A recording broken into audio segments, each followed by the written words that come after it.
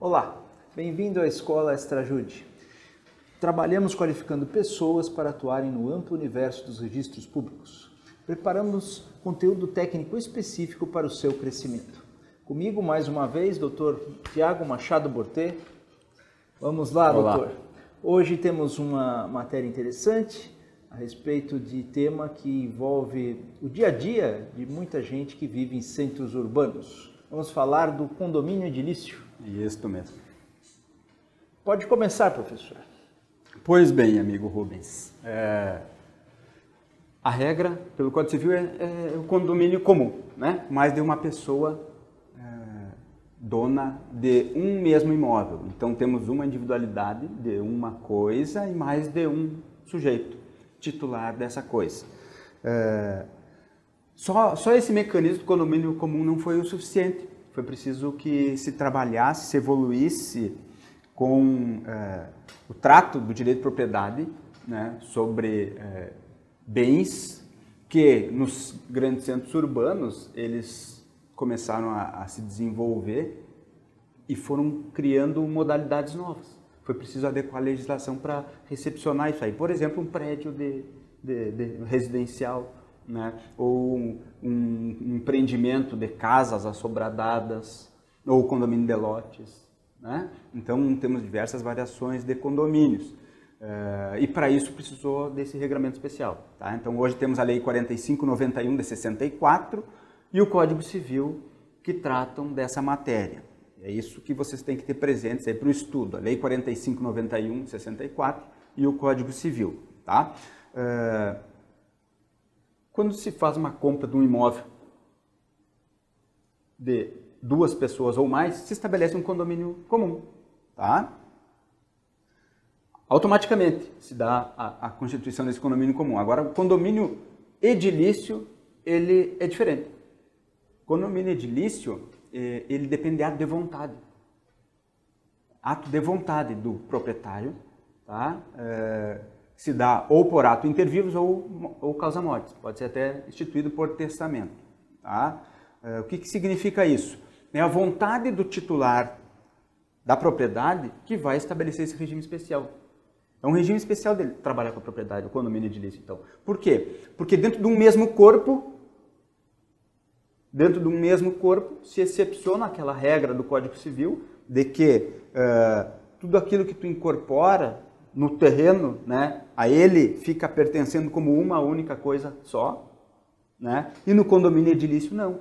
No condomínio edilício se trabalha o direito de propriedade para permitir a criação de diversos bens jurídicos distintos uns dos outros em face dessa mesma obra. Então, se tu tem um terreno e bota uma casa em cima, tranquilo, senão é condomínio edilício, tá? E mais de uma pessoa adquire condomínio comum. Agora, se tu tem essa obra, essa acessão averbada na matrícula do imóvel, e se tu pretende criar mais de um bem jurídico distinto um do outro, criar essa individualização, né?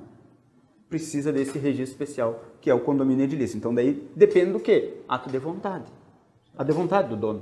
O dono que vai estabelecer como que ele quer trabalhar com o direito de propriedade dele. Ele quer daquela acessão continuar tendo apenas um imóvel, é possível, daí não precisa fazer esse registro especial, ou se dessa averbação de construção que foi feita, né, ele quer construir outros bens, mais de um bem. Tá? Ele quer construir, quer considerar a unidade autônoma constituída da casa 1 e a unidade autônoma constituída da casa 2, né, dentro daquele mesmo conjunto que foi edificado. Tranquilo. Isso é condomínio edilício. Tá? Para materializar isso vai precisar de um projeto e a gente vai verificar isso aqui em seguida. Tá? Então é ato de vontade que estabelece um regramento especial sobre o direito de propriedade. É um complexo de direitos e obrigações que são trabalhados nesse instituto. É uma universalidade de direito que está relacionado com uma lei própria, a 4591, é um instituto próprio, né, que tem um regramento próprio, e a gente vai verificar isso aqui agora em seguida, tá? Muito bom, está muito claro essa distinção, então, entre condomínio comum e o edilício. Sim. E quais os pressupostos para a aplicação do condomínio edilício? Como que se caracteriza esse condomínio?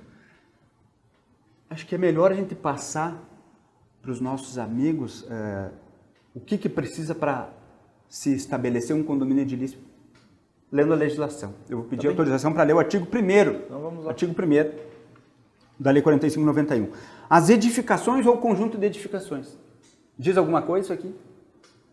Construção por As edificações ou conjuntos de edificações de um ou mais pavimentos, construídos sob a forma de unidades isoladas entre si, destinadas a fins residenciais ou não residenciais, poderão ser alienados no todo ou em parte, objetivamente considerados, e constituirá cada unidade propriedade autônoma sujeita às limitações desta lei. Então, vamos trazer aquele exemplo que a gente apresentou antes. Uma casa, um regramento estabelecido normal, Código Civil. Agora, daquela obra que foi averbada ali, de 300 metros quadrados, se tu quiser considerar uma unidade diversa de outra, vejam aqui, ó, as edificações ou conjuntos de edificações de um ou mais pavimentos construídos sob a forma de unidades isoladas entre si. Considerou uma unidade diferente da outra. Ah, perfeito. Tá? Destinados a fins residenciais ou não residenciais, poderão ser alienados no todo ou em parte, objetivamente considerados. Ou seja, tem que ter uma caracterização cada uma. Então, tu vai dar uma individualização, uma caracterização para cada parte daquele todo que tu averbou, que tu construiu.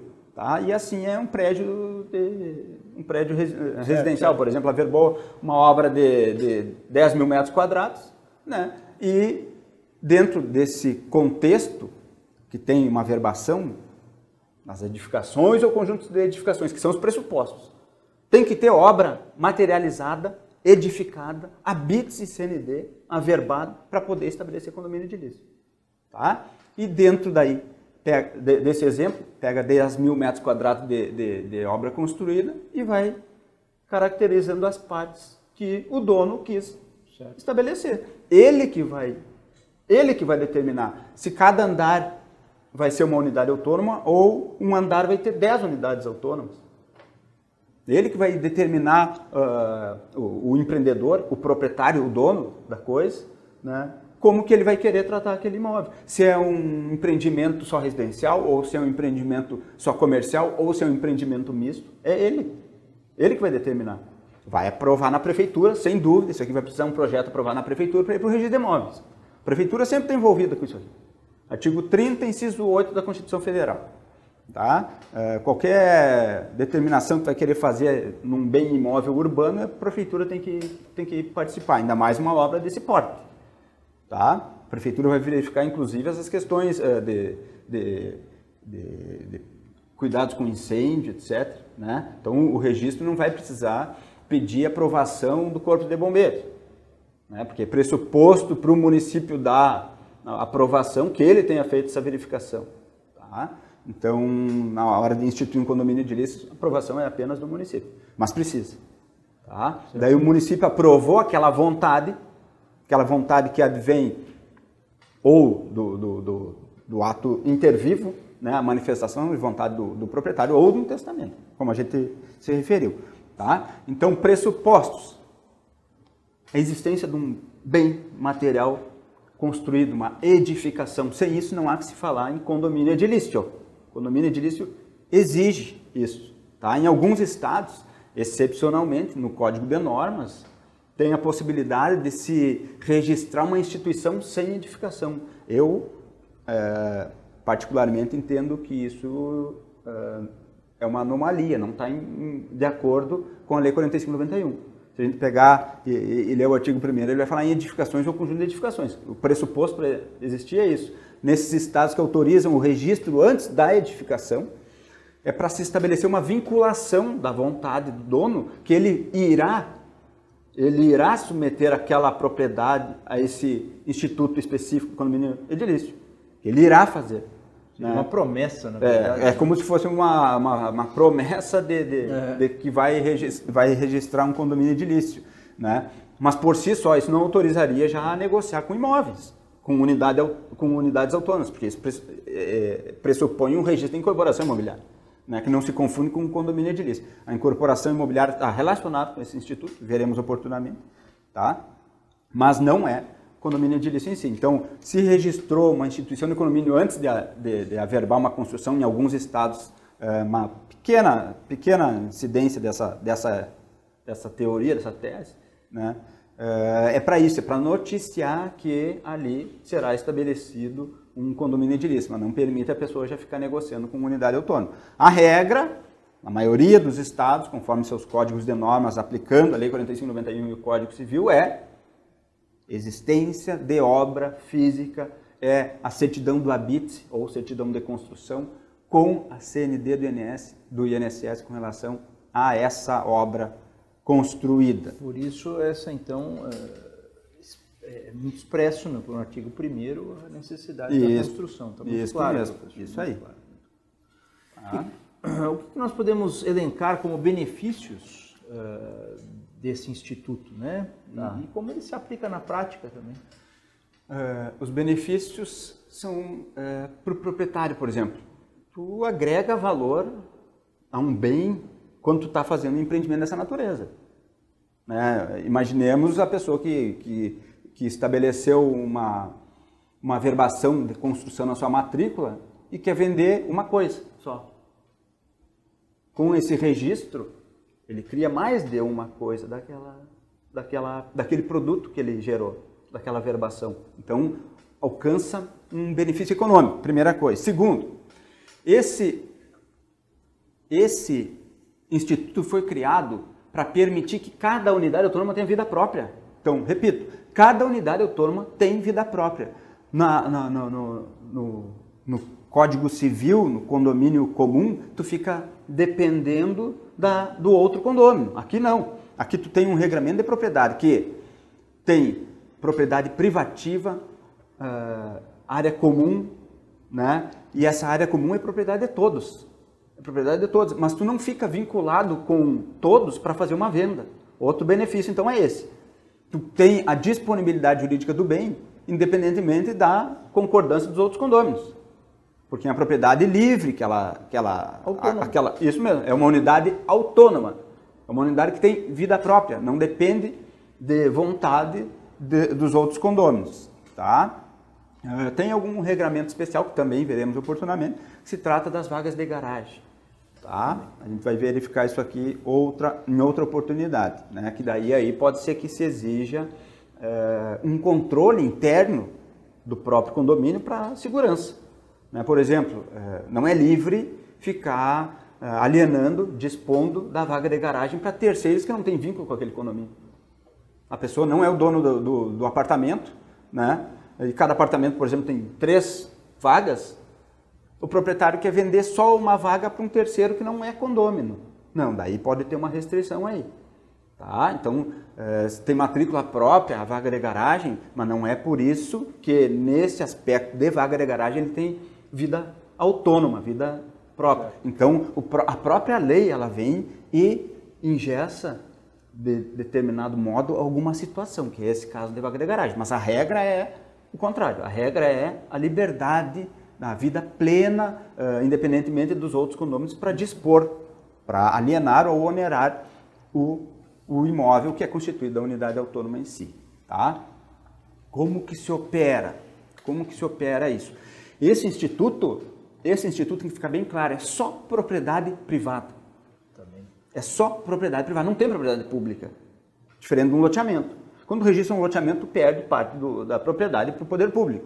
As ruas, praças, áreas verdes, áreas institucionais e outras áreas que o município entenda que deve ser transmitido para fins de aprovar aquele projeto. E quando registra, automaticamente a propriedade se transmite para o município. É isso que trata a Lei 6766 quando está tratando do loteamento, tá? Quando está abordando o loteamento. Aqui é diferente. Condomínio edilício, no loteamento, tu está gerando lotes, está criando bens também distintos uns dos outros, do mundo jurídico formal, né? Para fins de alienação. Então, de uma gleba de terras, tu criou diversos outros bens que podem ser alienados, os lotes. Né? Aqui, é similar nesse ponto, tu está criando diversas unidades autônomas, apartamentos, salas comerciais, vagas de garagem, etc., né, para fins de alienação. Porém, esse instituto só trata de direito com propriedade particular, não envolve propriedade pública. Isso é relevante. Isso é muito relevante. Não tem interferência do poder público. Isso é relevante, sabe por quê? Porque tem variações da aplicação desse Instituto Condomínio Edilício, por exemplo, casas assobradadas, ou até tu está instituindo o condomínio edilício como forma de regularização de bens imóveis, como forma de regularização. Por quê? Um lote, por exemplo, ele tem área mínima para tu dividir. Tá? Tem área mínima que tu tem que observar, o módulo urbano. Mas tu tem, então, um lote de 300 metros quadrados, que é correspondente ao módulo urbano, e tu inclui uma acessão ali em cima. Né? Uma casa, podemos citar o caso das casas geminadas. Né? Tu edifica um bloco arquitetônico e divide em 3, 4 unidades autônomas aquela edificação. Isso é uma forma de regularização de imóveis, utilizando o Instituto do Condomínio Edilício, e não é forma de burlar a Lei 6766, não é. Se tu pode estabelecer esse regramento menor, casas geminadas, 2, 3, 4, 5 unidades, né? Isso não interfere, não é forma de burlar a 6766. Esse regramento das casas geminadas, ele usa muito menos os equipamentos urbanos das redondezas ali, transporte, a praça, uma creche, uma escola, etc., né, do que um prédio. E um prédio, quando tu estabelece ele, né, cada proprietário vai ter um pedacinho do solo.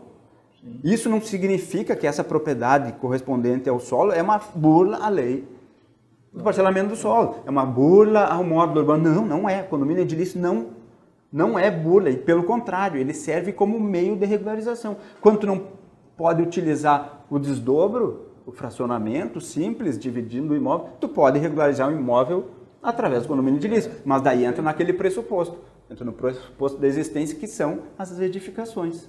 Tu não pode pegar um lote e dividir ele, né, querendo daí burlar a Lei 6766, quando não tem edificação. Voltamos ao artigo 1º. Voltamos ao artigo 1º, tá? Então, é uma condicionante para a aplicação do condomínio edilício a existência dessa edificação. Tá? Então, a verba, a edificação e registra o condomínio edilício, que daí tu vai alcançar matrícula de unidades autônomas para fins de alienação e oneração. Tranquilo. Isso não é burla, pelo contrário. É forma de regularização. É um instituto que está aí, inclusive, antes da lei do parcelamento. Tá? Então, vamos lá. Só trata de propriedade privada. Não dá para confundir isso aqui com loteamento. Tá? E dentro desse regramento, a gente tem a propriedade privativa, as áreas comuns e a fração ideal do solo. Esses 3 elementos são pressupostos para toda unidade autônoma. Para toda unidade autônoma. Sem esses 3 elementos, não existe condomínio edilício. Não existe condomínio edilício. O que é a área privativa? É aquela questão da porta para dentro da unidade. Né? É aquela que só o proprietário que tem ingerência naquela seu bem. Vai entrar na propriedade dele quem ele quiser, quem ele convidou. Isso é área privativa, que tem que estar no cálculo, na fórmula, lá nos documentos necessários para registrar o condomínio edilício, tem que ter essa determinação exata, numérica, em área. Tá? Muito bem. Assim como também tem que ter a área de uso comum, que é aquela área do acesso ao edifício até a unidade, as vias de circulação. Tá? As áreas de uso comum são o solo, a estrutura do prédio, o telhado, a caixa d'água, os medidores, tudo que interessa a todos os sujeitos daquele condomínio, que tem vínculo com aquelas unidades autônomas. Isto é propriedade privativa, mas de uso comum, propriedade de todos. Então é um misto esse condomínio edilício, um misto de propriedade privada com propriedade de todos. Compartilhada. Isto, tá? Então, tem um regramento, percebam, é diferente do condomínio normal, tem um tratamento diferenciado. E precisa desse registro especial para acontecer essa caracterização desse modo. Então, da porta para dentro da unidade, propriedade privativa, do acesso ao empreendimento até A porta da unidade, área de uso comum, como a gente já viu, as áreas de circulação, o posto de luz, escadas, etc.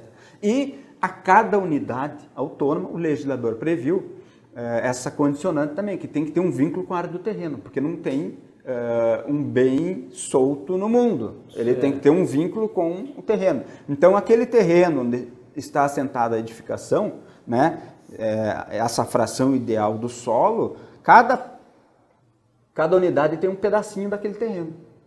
A cada unidade corresponde um pedacinho daquele terreno, que se chama fração ideal. Tá? Então, são os pressupostos para acontecer este instituto. É a edificação e a existência que cria as unidades autônomas. E cada unidade autônoma tem que ter a privativa, comum e a fração ideal. Tá? Muito bem. Todo ato registral, ele tem como base algum título, né? Neste caso, qual a forma que o título deve observar, né? Por exemplo, precisa de escritura pública? Boa pergunta. Incide o artigo 108 para materializar esse Instituto Condomínio Edilício? Essa é a questão. Por quê? De regra, não tem condomínio edilício que seja inferior aos 30 salários mínimos. Essa é a pergunta, então. Incide o artigo 108? Não incide. Ué, mas não se trata de modificação do direito de propriedade, né, para fazer incidir o 108? Esse instituto, ele é muito antigo, o condomínio edilício, tá? Ele vem lá do início do século passado, tá?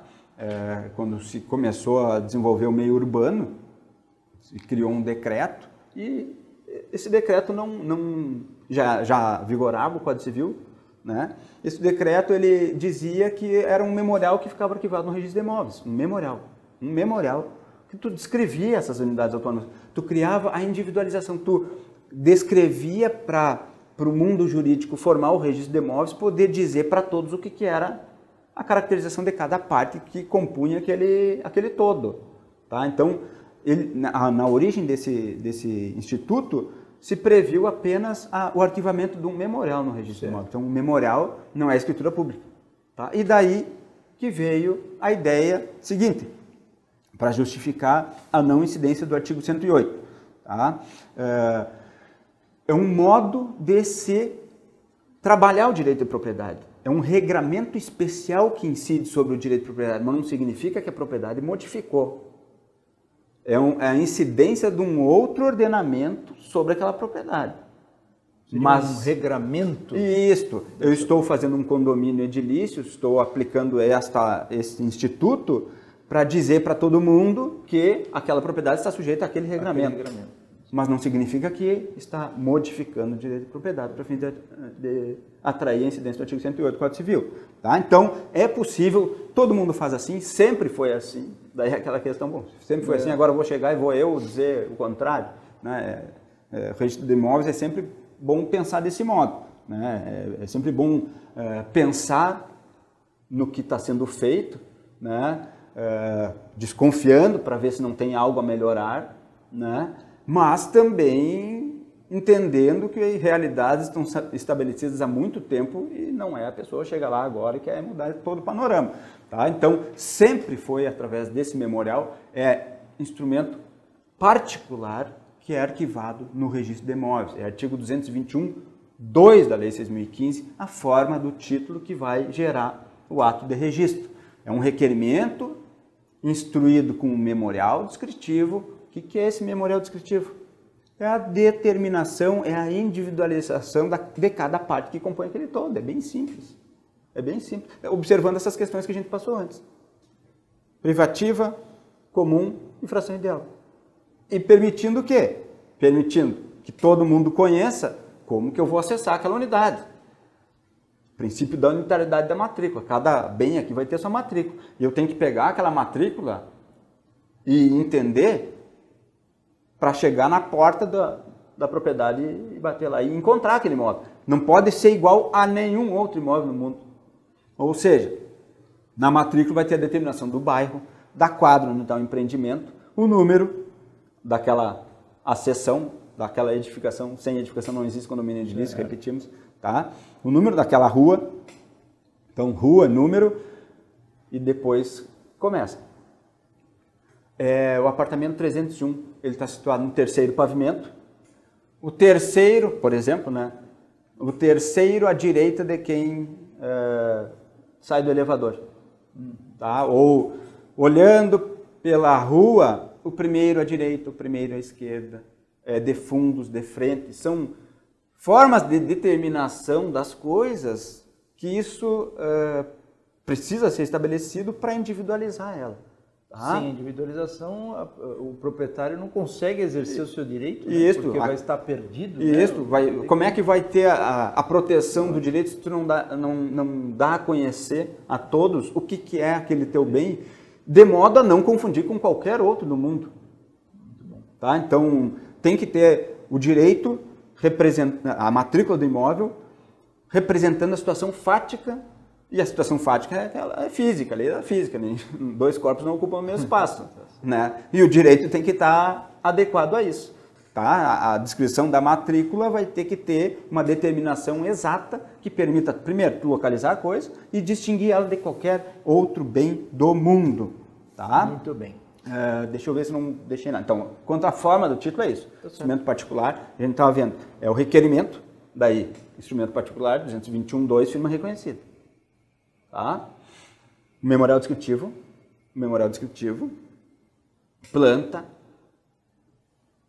planilhas de cálculo, as planilhas de cálculo das áreas, essas, área privativa, área de uso comum, né? E a fração ideal. Representam em relação a toda. Esses são os documentos aprovados pela prefeitura, entrou dentro do registro de imóveis. E essa verificação, a gente não aprende na faculdade. Tudo isso que a gente está passando aqui não está escrito nem claramente na lei. A única coisa é uma lógica que precisa estar estabelecida em face dos princípios que incidem. Né? Tu tem que permitir a caracterização de cada coisa e o projeto tem que falar a mesma língua. Não pode ter divergência planilha com memorial. E às vezes acontece da impugnação no registro de imóveis. Né? Por exemplo, a planta está dando uma localização do imóvel e o memorial descritivo está dando outra. Não pode acontecer.